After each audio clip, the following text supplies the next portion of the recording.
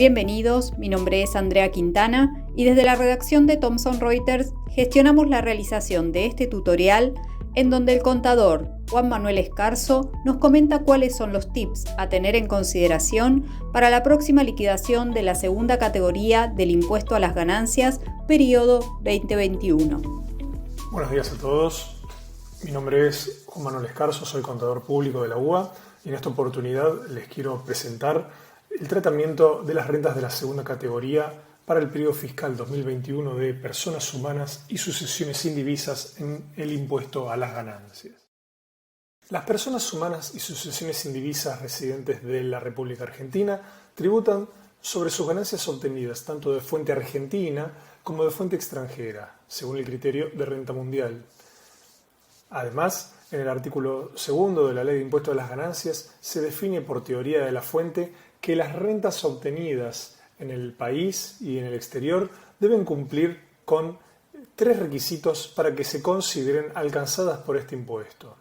Deben ser susceptibles de una periodicidad, deben tener permanencia de la fuente y debe configurarse su habilitación. Dentro de las categorías de rentas que establecen aquella enumeración de rentas alcanzadas por el impuesto en forma enunciativa, podemos enumerar las 4 categorías que actualmente rigen en el texto de nuestra Ley de Impuesto a las Ganancias. Estas son: primera categoría, rentas del suelo, definidas en el artículo 44 de la Ley de Impuesto a las Ganancias; rentas de segunda categoría o rentas del capital,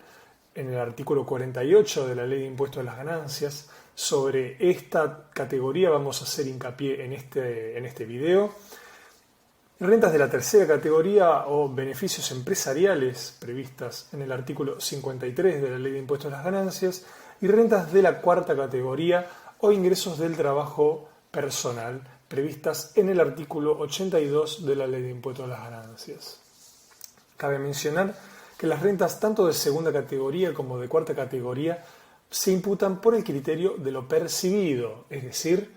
la percepción definida en el artículo 24 de la Ley de Impuestos a las Ganancias define que se van a considerar percibidas y los gastos se van a considerar pagados no solamente cuando se cobren o abonen en efectivo o en especie, sino también cuando se hayan acreditado en la cuenta del titular o se hayan reinvertido, acumulado, capitalizado o dispuesto de ellos en cualquier otra forma. Entonces, según lo que hemos estado analizando, vamos a suponer que durante el periodo fiscal 2021 se produce una única operación, se enajena algún instrumento financiero de los cuales vamos a desarrollar a continuación, que constituye la única operación del periodo fiscal. Ello parecería indicar que no se cumplen los 3 requisitos de la teoría de la fuente, sobre todo los de periodicidad y permanencia. En estos casos, el legislador ha previsto de manera diferenciada, en el apartado 4 del artículo 2, que se encuentran alcanzados dentro del objeto del impuesto en los resultados de la enajenación de acciones, valores representativos y certificados de depósito de acciones y demás valores, cuotas y participaciones sociales, incluidas cuotas partes de fondos comunes de inversión y certificados de participación de fideicomisos financieros. También se encontrarán alcanzados la enajenación de monedas digitales, títulos, bonos y demás valores, cualquiera sea el sujeto que las obtenga. Cuando la norma hace referencia a demás valores, el artículo 9 del decreto reglamentario define su alcance, estableciéndolo como los títulos valores emitidos y negociados en serie, susceptibles de tráfico generalizado e impersonal en los mercados autorizados por la Comisión Nacional de Valores. Las rentas de la segunda categoría, rentas financieras, como podemos llegar a encontrar en la mayoría de los casos dentro de la segunda categoría, se rigen por un esquema de imposición que se puede resumir en 3 grandes grupos o sectores a lo largo del texto de la ley. Tenemos en general rendimientos de instrumentos financieros de fuente argentina que no califiquen como exentos van a estar alcanzados a escala general previstos en el artículo 94 de la Ley de Impuesto a las Ganancias. Mientras que cuando se trate de dividendos y utilidades o se trate de la enajenación de instrumentos financieros, vamos a estar hablando de un esquema de imposición definido como imposición cedular, que ha sido impuesto a través de la última reforma impositiva, gran reforma impositiva del año 2017, donde los dividendos y utilidades van a tributar a la tasa del 7%, definidos en el artículo 97 de la Ley de Impuestos a las Ganancias, y en el caso de la enajenación de instrumentos financieros, dependiendo de la moneda de emisión, van a tributar al 5 o al 15% y están establecidos en el artículo 98 de la Ley de Impuestos a las Ganancias. Es decir, lo que hace el legislador en estos casos es encapsularlos y otorgarles un tratamiento particular diferente al de los rendimientos de instrumentos que hemos visto recientemente, que van a ir por escala general, es decir, van a recibir un tratamiento similar al resto de las rentas obtenidas por la persona humana o sucesión indivisa en general.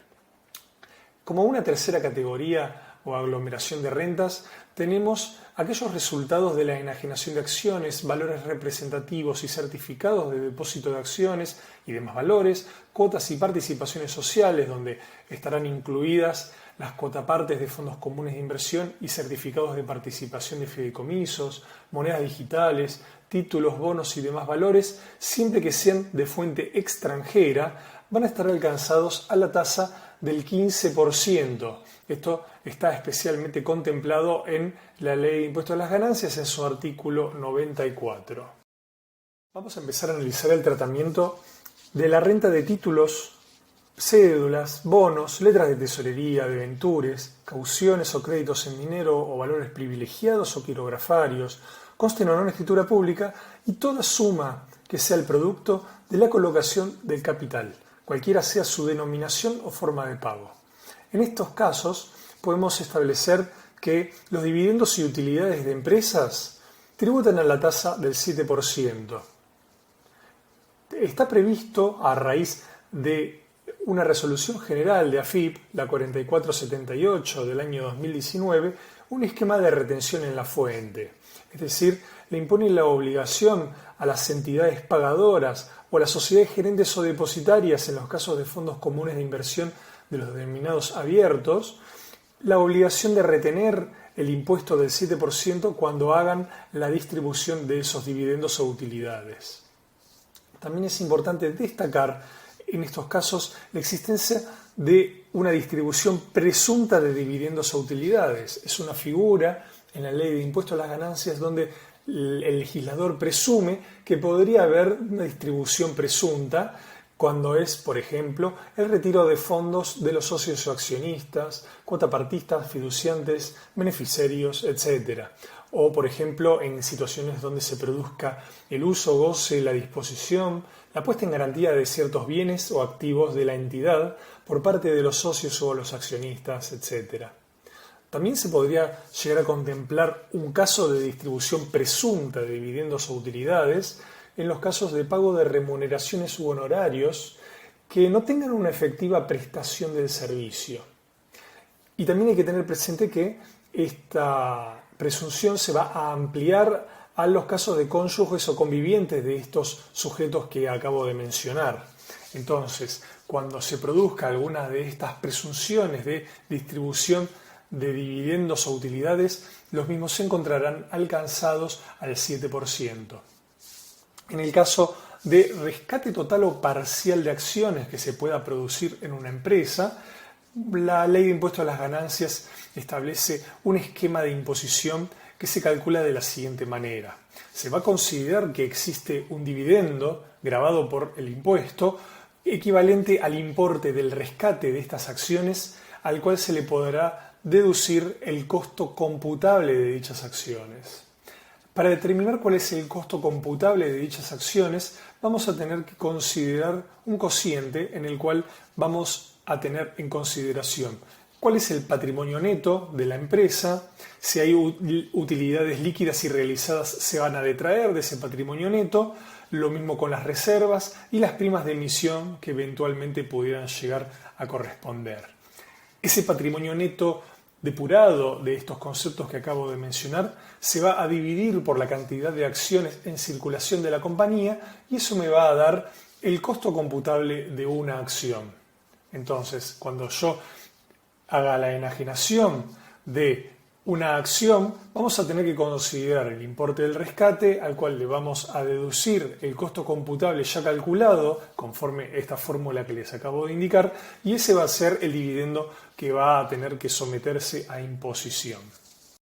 El otorgamiento de préstamos también configura rentas de la segunda categoría en la Ley de Impuesto a las Ganancias. Los mismos están previstos en el artículo 52. El tratamiento a dispensar en estos casos tiene dos alternativas: que no se pacten intereses o que sí se pacte algún tipo de interés. En la medida que no se pacten intereses, se establece en la Ley de Impuestos a las Ganancias la presunción de un interés devengado equivalente a la tasa de Banco Nación de la República Argentina para descuentos comerciales, mientras que en el caso de que se pacte un interés, el mismo será considerado como renta de la segunda categoría. Tenemos algunas situaciones especiales que se pueden llegar a presentar, en el cual se pacten la actualización de créditos y se produzcan diferencias de cambio. En estos casos debe tenerse presente que los mismos se encuentran exentos según el artículo 26, inciso T de la Ley de Impuesto a las Ganancias, solamente para estos recargos. Y también tenemos una situación especial que se presenta en el caso de préstamos que versan sobre inmuebles, donde la presunción de interés presunto rige sin admitir prueba en contrario. Es decir, por más que se pacte un interés, este no podrá ser inferior al del Banco de la Nación Argentina para descuentos comerciales. En la medida que este sea mayor, se deberá considerar el devengamiento de este tipo de interés como renta de la segunda categoría gravada por el impuesto a la escala general. A continuación analizaremos el tratamiento de los intereses provenientes de depósitos en entidades financieras de la República Argentina. Cuando los intereses provengan de depósitos en cajas de ahorro, cuentas especiales de ahorro, plazo fijo en moneda nacional o en moneda nacional con cláusula de ajuste, por ejemplo, cláusula SER, así como otras formas de captación de fondos del público, los mismos se encontrarán exentos del impuesto a las ganancias, conforme lo establece el artículo 26, inciso H de la Ley del Tributo. Cuando se trate de plazos fijos en moneda extranjera, los intereses se encontrarán gravados a escala general progresiva. La Ley de Impuesto a las Ganancias también establece el tratamiento de la coexistencia de intereses activos y pasivos. Se entiende por intereses activos los intereses que hemos mencionado anteriormente, por ejemplo, provenientes de un depósito en entidades financieras, mientras que se entiende por intereses pasivos aquellos obtenidos por lo inverso, es decir, por la obtención de un préstamo en una de ellas. En estos casos, la exención se va a limitar exclusivamente al saldo positivo que surja de la compensación de ambos tipos de intereses. Es decir, cuando los intereses activos sean mayores a los pasivos, la exención solamente se va a limitar a la diferencia entre ambos tipos de intereses. Con relación a los títulos públicos y obligaciones negociables, habrá que estarse a lo previsto por los artículos 36 y 36 bis de la Ley 23.576, que define el tratamiento impositivo para esta clase de instrumentos. Cuando los mismos sean emitidos por oferta pública, en los términos de esta ley, la enajenación de títulos públicos y obligaciones negociables se encontrará exenta del impuesto a las ganancias. Cuando los mismos sean emitidos sin oferta pública, la enajenación de estos instrumentos se encontrará gravada por el esquema de imposición cedular a las tasas del 5% o 15% conforme la moneda con que hayan sido emitidos. Cuando haya que establecer la ganancia bruta para establecer la gravabilidad de los mismos, deberá considerarse el precio de transferencia menos el costo de adquisición de estos instrumentos, pudiendo computarse como deducción especial para el año 2021 167.678 pesos con 40 centavos. Cabe recordar también que las actualizaciones y diferencias de cambio no están alcanzadas en estos casos. Vamos ahora a establecer el tratamiento impositivo de las cuotapartes de fondos comunes de inversión abiertos. de los fondos comunes de inversión abiertos son los establecidos en el primer párrafo del artículo primero de la Ley 24.083. Las cuotapartes de fondos comunes de inversión abiertos dependerán de la configuración de un subyacente principal, es decir, estamos hablando de una misma clase de activos superior al 75% de todas las inversiones de la composición del fondo común de inversión. Entonces, para analizar el tratamiento de la cuotaparte del fondo común de inversión, habrá que analizar el tratamiento de este activo subyacente conforme lo acabamos de definir. Si el activo subyacente cumple los requisitos de exención en el impuesto a las ganancias, la enajenación de estas cuotapartes de fondos comunes de inversión se encontrará exento del impuesto a las ganancias, mientras que si el activo subyacente no cumple los requisitos para su exención, la enajenación de las cuotapartes de estos fondos comunes de inversión estarán gravados al 5% o 15%. Por otra parte, las cuotapartes de condominio de fondos comunes de inversión que no cumplen con este tratamiento tributan en todo caso al 15% en su totalidad sin distinción alguna. Cabe hacer una aclaración con relación al subyacente principal. Este subyacente principal, es decir, que supere el 75% la composición de todas las inversiones del fondo, tiene que ser estable a lo largo del año.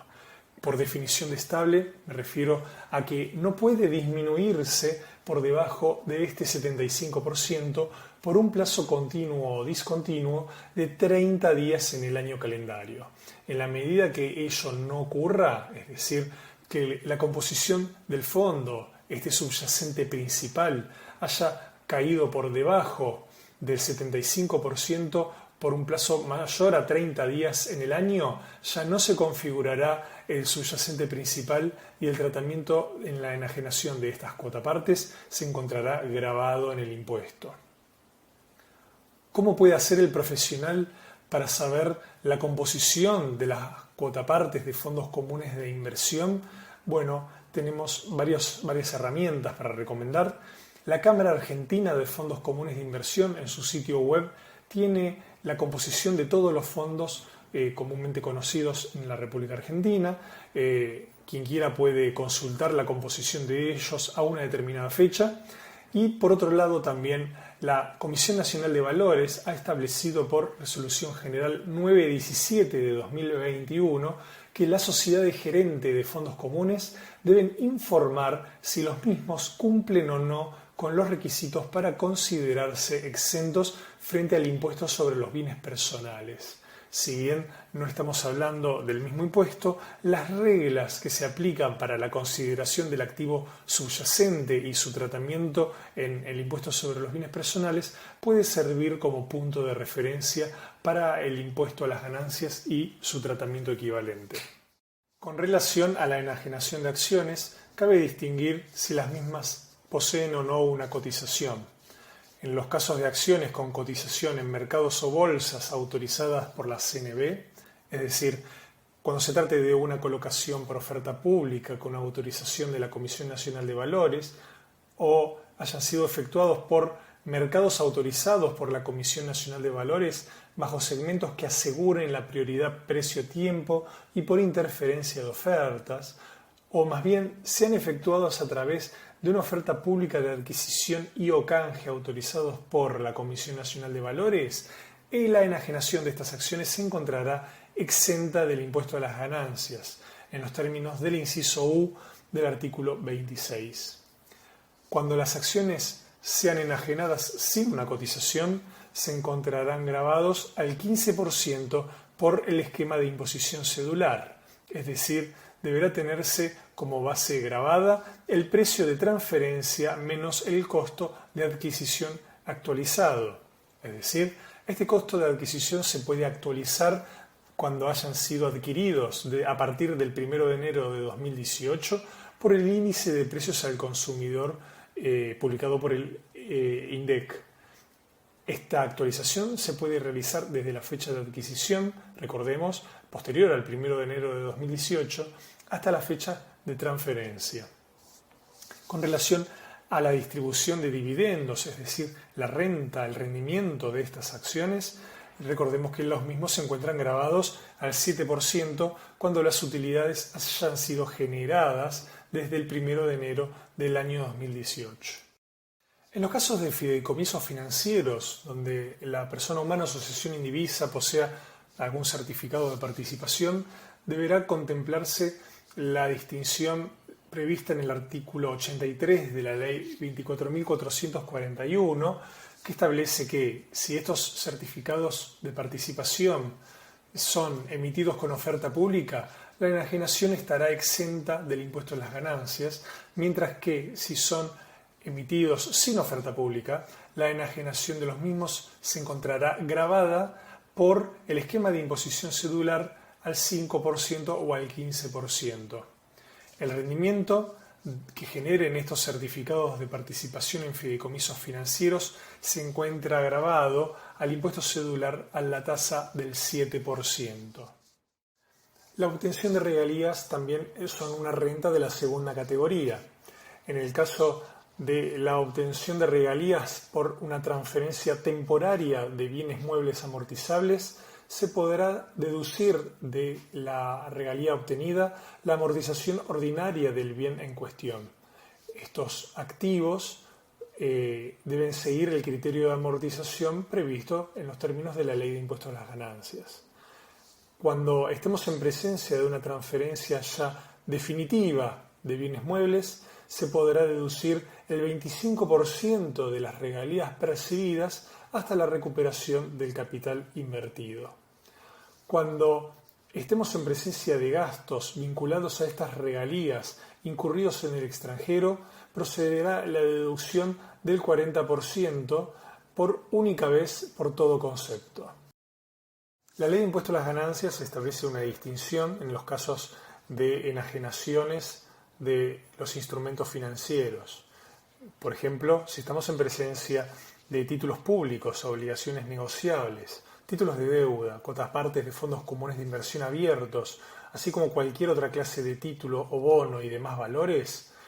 en la Ley de Impuesto a las Ganancias se establece que cuando los mismos sean emitidos en moneda nacional sin cláusula de ajuste, se encontrarán gravados al 5% siguiendo el esquema de imposición cedular, mientras que si son emitidos en moneda nacional con cláusula de ajuste o en moneda extranjera,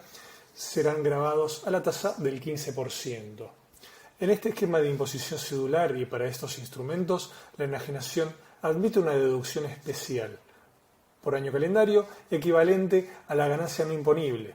En el año 2021 esta suma ha sido establecida en 167.678 pesos con 40 centavos.